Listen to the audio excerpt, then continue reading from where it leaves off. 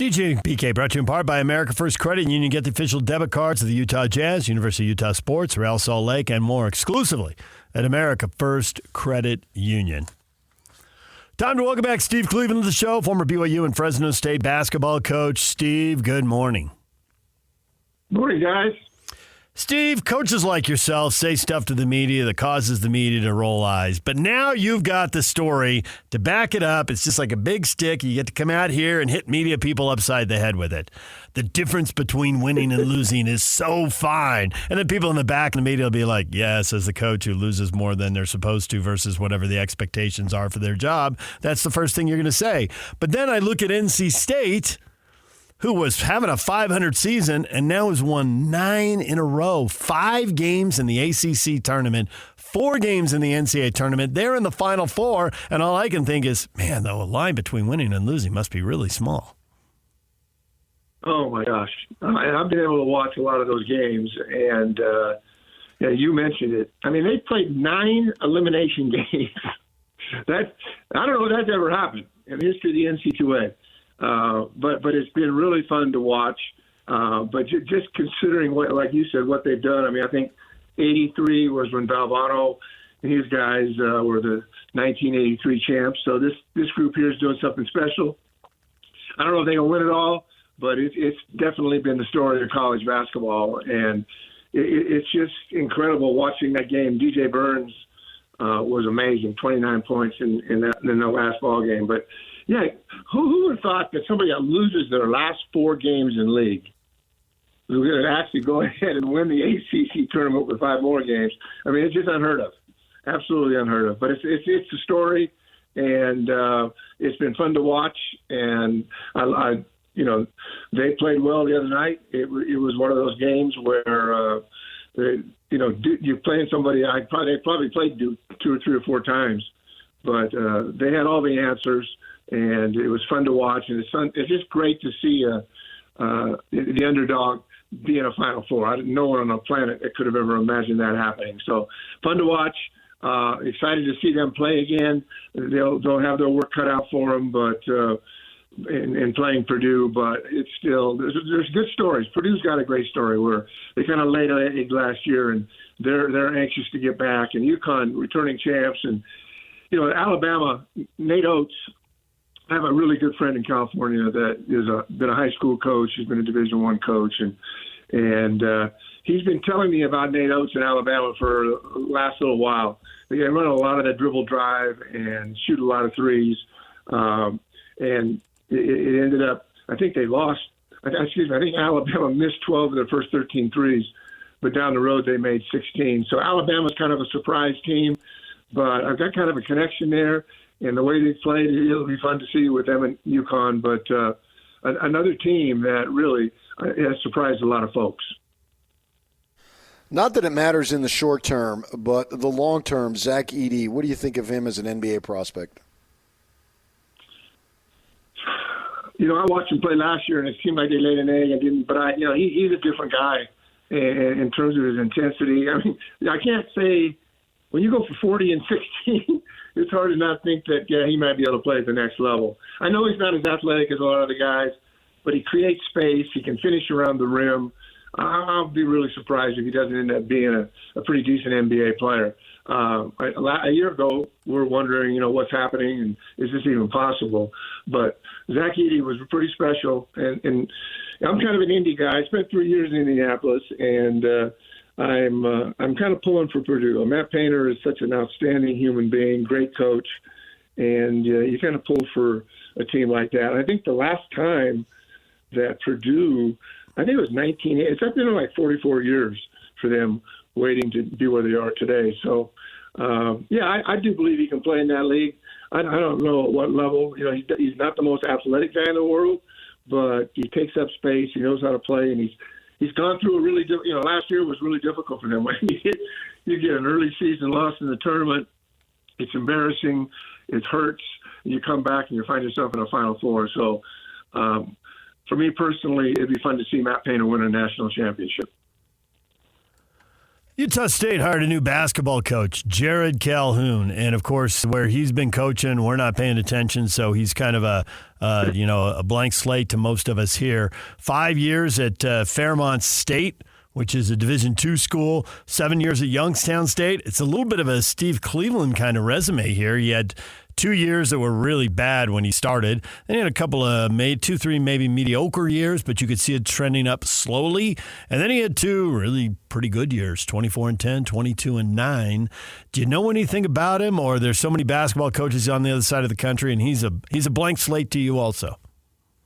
He's kind of a blank slate. I've been reading and keeping up on things. I didn't know who he was. He's young. He's 42 years old. I think the key thing is he's won 46 games in the last 2 years, so he's winning. He's got big shoes to fill when you consider that Danny left after a year, Craig Smith left after 3, and Ryan Oldham left after 2. So I would think that Jared Calhoun is a guy that's going to be there a little bit. But yeah, I mean, it's great to see those kind of stories. And I don't know enough about him as a person and those experiences, because you're right. We're not watching those games. We're not even covering those games. We're not even thinking about the games that they're playing in. I remember playing Youngstown State at BYU, and I remember seeing their teams, but it's pretty far removed from my memory. But it's fun to see a guy like that get a chance, and him going there. And I don't know what's going to happen with all their personnel and who's leaving and who's not. But if you can get a lot of those guys to stick around, more than likely he's going to have a pretty good year. So good for him. He has come kind of out of obscurity, much like myself. But it sounds like the last 2 years he's had it going on. So Utah State's been a pretty special place for coaches recently. And wish Danny Sprinkle all the success at UW, and what he's done there this past year is just absolutely remarkable, considering the holes that had to be filled and the transfers he got in there, and we'll kind of see what happens. I haven't heard. Have you heard anything on any of the guys from Utah State going to UW? I don't know how that's going to shake out. I mean, I've heard stuff, but I don't know how true it is. I don't know what they're going to do. I think there's a thing now that you almost have to go in the transfer portal just to know what your options are, because what if somebody else is coming in and they don't want to play a way that works for you, or they got somebody at your position? Plus, everybody's value went up because the team won again, so maybe you just owe it to yourself to see what your market value is. And make sure you ought to know what you're asking for and see who'd be willing to offer something like that. Yeah, no, that's a great point. And I think in the world of the portal, you have to be smart. You have to be informed. And, when guys can see down the road that people are coming in, I think you owe it to yourself and to your family and everybody that's involved in your life to get in the portal and see where you are, even though you may very well want to stay at USU. But if guys are coming in and those circumstances will put you in a different position, you got to do that. I completely agree with you. You better do all your homework, because who knows who's coming and who's leaving. And especially with a new coach, he may have some guys that nobody's even heard of or knows. And so I'm all for student athletes getting into the portal just to kind of see what the environment and landscape looks like. You talk about coaches coming out of obscurity. Danny Hurley was a high school coach. He had the pedigree and the name value because of his father and his brother, obviously. But Oates was also a high school coach. He did not have it. I can remember one time, I don't know where we were on the road or something, but I was talking with Dave Rose, and he felt like he was scarred because people viewed him as a junior college coach, and they looked at that perception, and maybe some of it was because of Tark, but guys were renegades that didn't want to follow the rules, that broke rules, because in junior college there basically are no rules and you can do whatever you want there, and you came from those ranks. And the point I'm getting at is that there are great coaches, and I don't care what level, I don't care what gender you're coaching, I don't care any about that stuff. If you're a great coach, you're a great coach, and we're seeing 2 examples of that right now, bringing their teams as a Final Four as former high school coaches. Speak to the ability to be a great coach. Doesn't matter if it's boys or girls, doesn't matter if it's JC, whatever. A great coach is a great coach. Yeah, I completely agree. And, unless you're involved in this game, and, where you really see that oftentimes too is when you're recruiting in the summers and you get to know these guys and sit down and talk to them. And, we mentioned Coach Oates and his path and having a friend that's very close to him and spending time. So I've gotten to know more about him because of a connection I have. But, I remember at a very, very young age as a coach, looking some of the very best coaches that I've ever been around were high school coaches who just had such passion, wanted to learn. They were hungry to learn. They whether they were really successful or not. I look back on my 36 years of coaching, and some of the people that come to my mind, I won't mention names because nobody would recognize them, but I had so much respect for guys in Central California who just did it the right way and got it done consistently. And, you get in this situation where you're really successful at the high school level or at the junior college level, and, you jump into a program where you're the third assistant or the fourth assistant. You continue to grow in that development. And the next thing you know, Dave Rose or Steve Cleveland, who have been in high school, have been in Juke, and kind of fought all those battles and got on buses at all ends of the night and traveled all over the country in a bus. It happens. It's still happening. And so I don't know Jared Calhoun, but more than likely in my mind that this is the guy that's had to work hard. And he's only 42 years, so he's a young guy, but there's so many stories like that. And I sat down and made a list of my top 10 greatest influences in my life in terms of coaches. Half of them would be high school coaches. And I think that I became a better coach. I was a good high school coach. I wasn't a great high school coach. I got into coaching kind of last minute and never really thought about it. I loved the game. And it took me a while to figure out how I wanted to play and what I wanted to do. And guess what? I did go over to Fresno State and watch practices. Boyd Grant, when he was there, was amazing. But I didn't want to – they didn't have a shot clock, and I didn't want the score to be 42 to 41 every night. And Boyd was one of the greatest coaches ever to coach in the United States. I mean, he did great things with that team. But I found people that were humble and willing and selfless to help me. And it really did. And I learned so much even as we went through the process at BYU and even at Fresno State, where I learned so much from others. So it does not surprise me. It's where my heart is because I had to go through that process. And but the days of JUCO guys going from JUCO to Division I, probably not going to happen very often. But going from JUCO to being a third assistant, to all of a sudden working your way up where you're the senior assistant, and 5 years later you got a job because your teams have been successful. So that's where my heart is. With the transfer portal, are JUCO guys getting overlooked? Are there still good players there? Is it kind of separated out as recruiting? Video's gotten better with recruiting. Maybe there aren't as many guys missed. For someone who's trying to rebuild, how much can they help themselves with JUCO players? If you have not been in that environment and don't have guys that are recruiting those areas, it's going to be really hard, And I've got Jeff Reinert, who's a good friend that worked with me, and he was at UVU or UVSC, and his life has gone through Division I, through JUCO, and I remember talking to him and him sharing, ideas. And everybody's pretty thorough because guys that go to JUCO, there's a lot of those guys that ended up maybe academically weren't where they needed to be. And so, I think everybody has their eyes on everybody. I don't think anybody really goes unnoticed nowadays because of the portal and because of the ability to, there's so many players out there, and they started in high school. A lot of these guys are great high school guys who ended up, not taking care of business, didn't get a test score, didn't have the grades, were a little immature. But yeah, I think that junior college guys still are going to get recruited. But with the portal, the thing about the portal is you're getting guys with 1, 2, sometimes 3 years experience. And I'm going to take the guy in the portal that's played 2 years of Division I basketball over a really, really good JUCO guy because he already understands how it works.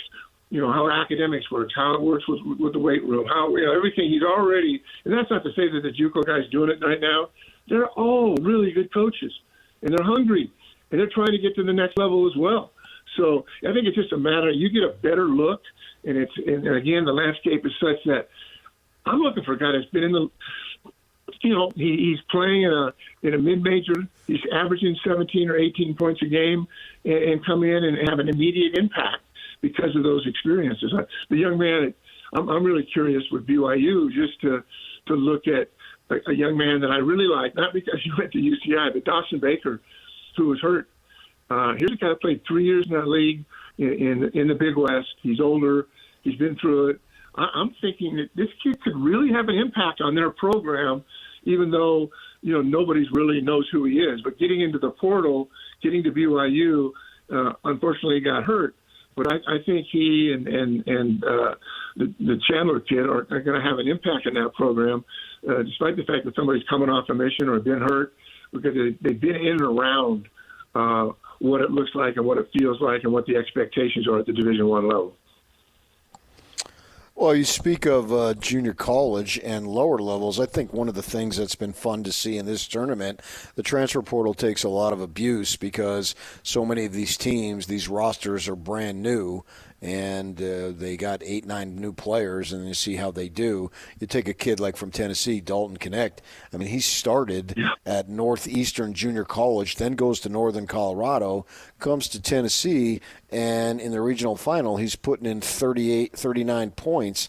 I got a Wooden Award vote. I voted him number 2. And so there are players out there, and Alabama's got a kid from the Dakotas that's come and step up in the Summit League, and now he's lighting it up. So there's players wherever they may be. And you got to be doing your homework. You can't sleep on it, man. I mean, that's the thing, is that those guys can make a difference. And, I think Dalton, like 37-3-1. I didn't really. I mean, I watched that game. I had no idea who he was. I know a little more about his story. And you mentioned Alabama having similar situations. But that experience that you get, whether it's in the portal or as a transfer from the JUCO or whatever, just having those experiences and then jumping in, I'm not surprised by it. Guys, there's late bloomers. There's guys that get stronger later. They get confidence. They get a chance to watch and kind of be scrubs on a team, or maybe at their junior college or at a prep school. They were everything, and then they get there, and the real world is, hey, I'm not ready for this. So if I'm coaching today and I'm on the portal, I'm looking for guys that have been at the Division I level for 1 or 2 years at least, and finding that little nugget that says this guy could be really good. And you don't have to go through the regimen of what our studies. I've got a fitness. I got a trainer. I've got a shooting coach. I mean, everything's set up for them. And now you wonder why they flourish. Well, they're getting so much more attention, so much more coaching, and they're getting stronger. And I mean, I think, and you guys. I mean, I remember being in high school. I played at Fresno State.